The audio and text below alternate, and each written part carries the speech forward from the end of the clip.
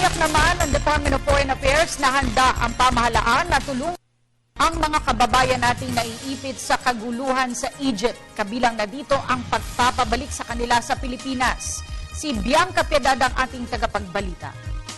Patuloy ang pakikipag-ugnayan ng Department of Foreign Affairs sa Embahada ng Pilipinas sa Cairo, Egypt dahil sa lumalalang kaguluhan doon. Sa isang text message, tiniyak ni DFA spokesperson Raul Hernandez na handa ang kagawaran na magbigay ng ayuda sa lahat ng Pilipinong nangangailangan, partikular na sa mga nagnanais na lisanin na ang Egypt at bumalik na ng Pilipinas. Kagabi, isang teenage Filipina-Egyptian ang kumpirmadong sugatan matapos tamaan ng ligaw na bala sa kanyang kanang balikat. Ayon kay Hernandez, ligtas naman na ito pero patuloy pa ring nagpapalakas sa ospital. Nadalaw naman na aniya ito ng embassy personnel upang tiyaking nasa mabuti na itong kondisyon at maibigay ang mga kinakailangang tulong. Samantala nananatiling nakataas ang Crisis Alert Level 3 sa Egypt at pinapayuhan ng DFA ang lahat ng Pilipinong naroroon na maging higit na maingat.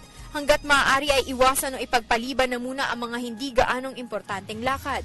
Umiwas sa mga lugar ng kilos protesta at kung malapit ang tahanan sa mga nasabing lugar, ay dapat tiyaking lagi ang pinto at bintana.